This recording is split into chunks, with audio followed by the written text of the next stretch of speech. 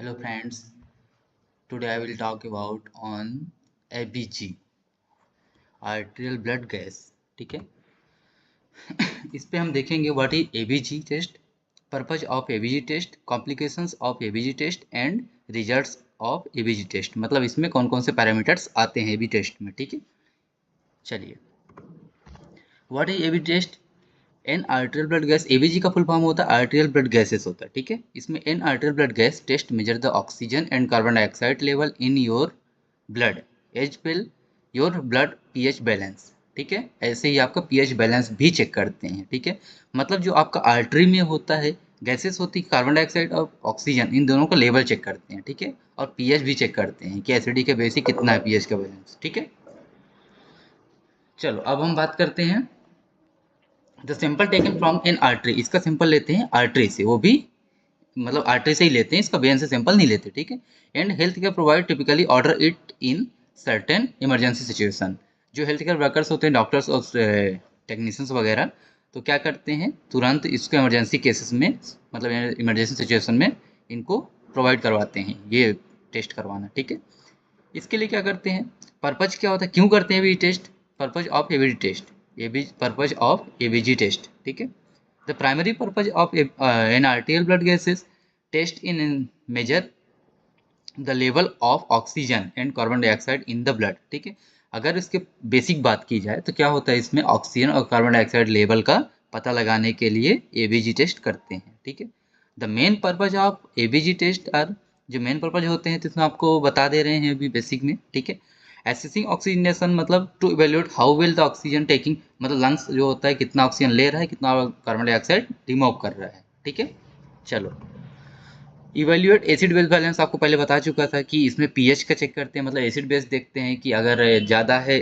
लो है 7 से, तो क्या एसिडोसिस एसिडिक होगा, इसको क्या बोलते हैं एसिडोसिस बोलते हैं, और ज़्यादा होगा तो एल्कलाइन होगा। ठीक है, इस कंडीशन को क्या बोलते हैं एल्कलोसिस बोलते हैं। ठीक है, मॉनिटरिंग रेस्पिरेटरी फंक्शन, ठीक है, to assess how well the lungs are functioning specially in patient with respiratory disease such as COPD. ठीक है, क्रोनिक ऑब्स्ट्रक्टिव पल्मोनरी डिसीज, इसके इस ये भी इसमें रिस्पॉन्सिबल होता है एबीजी टेस्ट कराने के लिए। ठीक है, जिसको सीओपीडी के पेशेंट्स होते हैं उनमें भी ये टेस्ट होता है। ठीक है, ये आपको सर्कुलेशन बता रहे हैं कि अगर आपके ब्लड में ऑक्सीजन की मात्रा हाई है, ठीक है, और कार्बन डाइऑक्साइड कम है, मतलब क्या है कि सही है। ठीक है, इसके बाद ये आपको बता रहे हैं, पूरा साइकिल आपको बता रहे हैं कि कब ब्लड स्ट्रीम में जाएगा, अगर नॉर्मल होगा, नहीं होगा तो आपको इनहेलर के थ्रू बाहर कार्बन डाइऑक्साइड को निकाला जाएगा। ठीक है, चलिए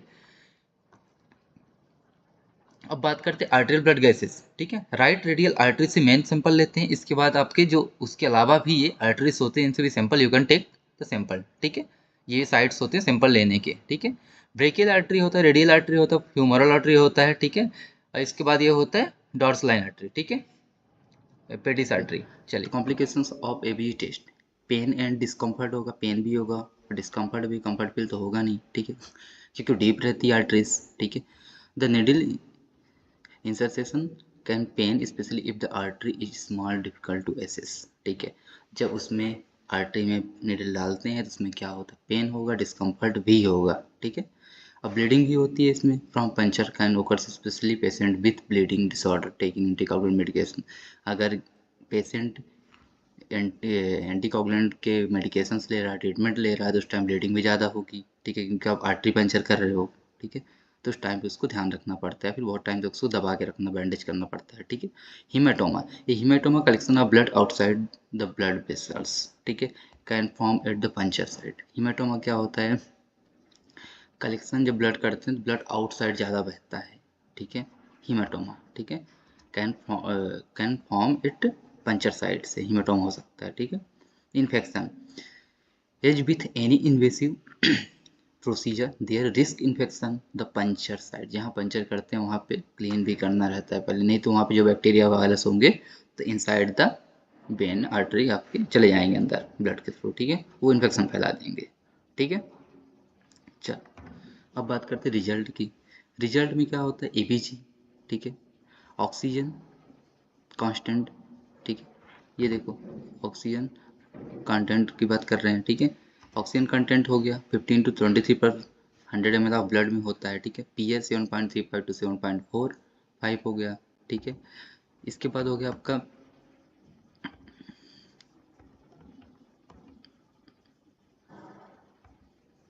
partial pressure of carbon dioxide 35 से 45 mmHg हो गया, ठीक है। Partial pressure of oxygen 80 to 100 mmHg हो गया। बाइकार्बोनेट हो गया आपका 22 to 26 मिलीक्यूबियम पर लीटर, ठीक है। ऑक्सीजन सेचुरेशन हो गया 95 से 100%, ठीक है। ये रिजल्ट मतलब इतने पैरामीटर इसमें हम परफॉर्म करते हैं, ठीक है। इन सब चीज़ों के लिए लगाने के लिए एबीजी टेस्ट करते हैं।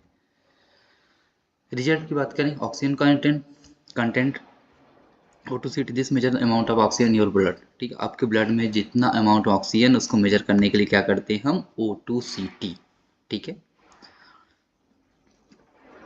चलो, ऑक्सीजन सेचुरेशन, ठीक है, O2SAT, ठीक। Oxygen saturation this major how much haemoglobin in your blood, आप कैरिंग ऑक्सीजन, कितना आपका जो हीमोग्लोबिन ब्लड है कितना हीमोग्लोबिन कैरी कर रहा है, ठीक है।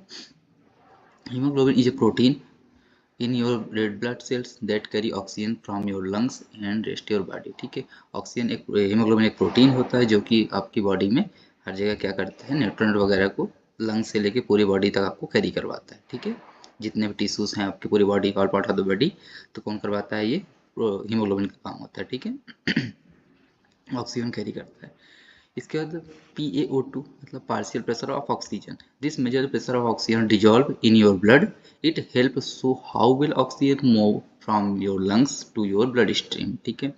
मतलब जो आपका ऑक्सीजन है, ठीक है, डिजॉल्व होता है आपके ब्लड में, ठीक है। हेल्प क्या करता है, ऑक्सीजन मूव आपके लंग्स से आपके ब्लड स्ट्रीम तक, पूरी बॉडी में ब्लड स्ट्रीम है वहाँ तक क्या करता है, ये मूव करता है, ठीक है।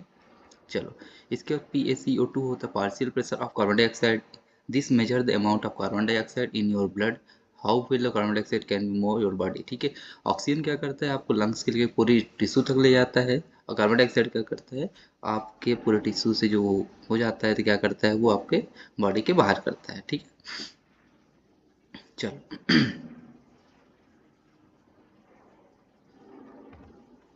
अब पीएच की बात करते हैं, पीएच भी रहता है इसमें, चेक करते हैं। This measure the balance of acid base, pH तो पता ही क्या करते हैं, एसिड बेस बैलेंस चेक करते हैं इन your blood, known as how level the pH is usually between 7.35 7.45 if lower than your blood consider acidic, अगर बताया था आपको पहले कि अगर कम होगा pH एसिडिक होगा, ज़्यादा होगा तो एल्कलाइन होगा, ठीक है। इसके बाइकार्बोनेट होता है, बाइकार्बोनेट क्या करता है,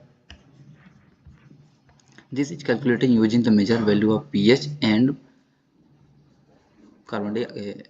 pH एंड कार्बन डाइऑक्साइड, ठीक है, पार्शियल प्रेशर कार्बन डाइऑक्साइड, ठीक।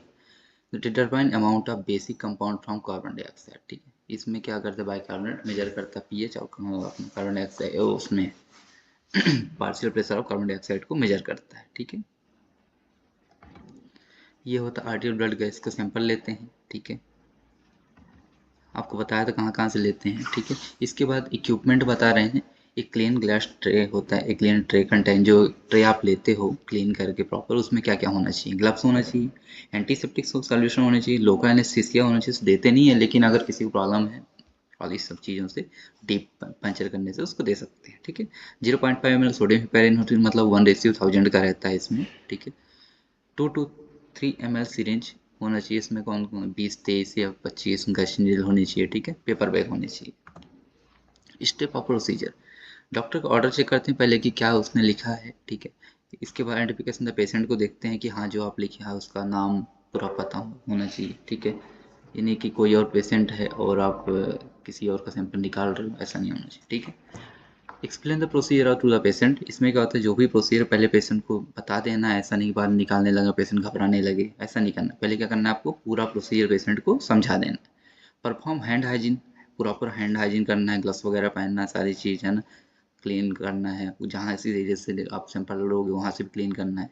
Assemble all the articles near the patient bed side, ठीक है। असेंबल करता है जो भी आपका पेशेंट है उसके सारा जो आपको आर्टिकल्स लग रहे हैं, सामान लग रहा है, पेशेंट के पास पूरा लेके आना है, ठीक है। इसके बाद assess the site of any sign of infection, pain, redness, pus discharge, temperature change, swelling, सब कुछ बताना कि ये चीज़ें हो सकती हैं, ठीक है। और उसके बाद फिर घबराना नहीं है, ठीक है। Simple collection, wash hand and wear gloves, हाथ हैंड सॉफ करना है, ठीक है। इसके बाद ग्लव्स पहनना है, ठीक है। Place pillow under the patient rest, ठीक है। आप जहाँ से आप निकाल रहे हो हाथ से, हैंड से ले रहे हो, तो उसके नीचे क्या करना है आपको, तकिया रखना, पिलो रखना, ठीक है। Palpate the artery and radial brachial और फ्यूमोरल टू बी पंचर, ठीक। इसमें क्या करते हैं, पल्पेट कर, पल्पेट मतलब क्या होता है, उसको ढूंढना है ना, वहाँ पे टच करना, फील करना, ठीक है। पंचर द आर्टरी, इसमें क्या करते हैं 20 to 30 डिग्री एंगल लेते हैं, किसमें, जो नॉर्मल ब्लड कलेक्शन करते हैं वेन से, आर्टरी में करते हैं थोड़ा सा ऊपर करते हैं, मतलब 45 to 60 डिग्री एंगल में, ठीक है। The arterial blood rises into a syringe with great force, जैसे आपकी आर्टरी में जाएगा तो क्या होगा, बहुत ग्रेट फोर्स से आएगा ऊपर वो सैंपल, ठीक है। Be should withdraw 2 to 3 ml of blood for sample, इसमें क्या 2 से 3 ml सैंपल को विड्रॉ करते हैं, ठीक है। इसके one sample has been taken withdraw, needle apply from plus, जब आप डालोगे तो प्रेशर आएगा, ठीक है, तो उसको थोड़ा सा ऊपर लाना है, फिर देखना कोई बबल तो नहीं आ रहा है, इसके बाद फिर थोड़ा अंडर डाल के पूरा निकाल लेना है, ठीक है। सैंपल जितना भी आपको चाहिए रहता है, मतलब 2 to 3 ml, ठीक है। सिंपल कलेक्शन की बात करें, अभी वही चल रहा है, तो remove the air bubble from syringe, बताया आपको एयर आपको निकालना है, ठीक है। कैपिंग द निडल, जो आपका निडल है उसमें कैप रखते हैं, उसमें ऑलरेडी हिपेरिन रहता है, ठीक है। Place the cap syringe into ice container, इसके बाद जो सिरिंज आपका रहता है, ठीक है, उसको क्या करते हैं, आइस के पास रख देते हैं, आइस के साथ उसको पैक करके रख देते हैं टेम्परेचर, ताकि मेंटेन रहे, ठीक है। Maintain firm pressure on puncture site for 5 minute, ठीक है। 5 मिनट तक यहाँ पंचर करते हैं, उसमें क्या करते हैं, दबा के रखते हैं वहाँ पे, ताकि वहाँ पे ब्लडिंग वगैरह ज़्यादा ना हो। एक पेशेंट एंटीकोगुलेंट आपको बताया था, अगर एंटीकोगुलेंट पेशेंट यूज कर रहा है तो हाई प्रेशर ड्रेसिंग लगेगी, मतलब वहाँ पे उसको आपको बैंडेज वगैरह भी करना पड़ेगा, क्योंकि एंटीकोगुलेंट ले रहा है वो, की मेडिसिन ले रहा है, मतलब कि उसको क्लोटिंग तो जल्दी नहीं हो पाती, बीटीसी उसको ब्लीडिंग टाइम, क्लोटिंग टाइम में प्रॉब्लम हो रही है, ठीक है। Send the collected sample to the laboratory immediately, इस सैंपल को तुरंत भेजना पड़ता है कहाँ पे, लैब में लगाने के लिए, ठीक है। Thank you. तो आई होप कि वीडियो समझ में आई होगी, अगर किसी कुछ क्वेरी है तो इसको कमेंट में ज़रूर बताएं, ठीक है।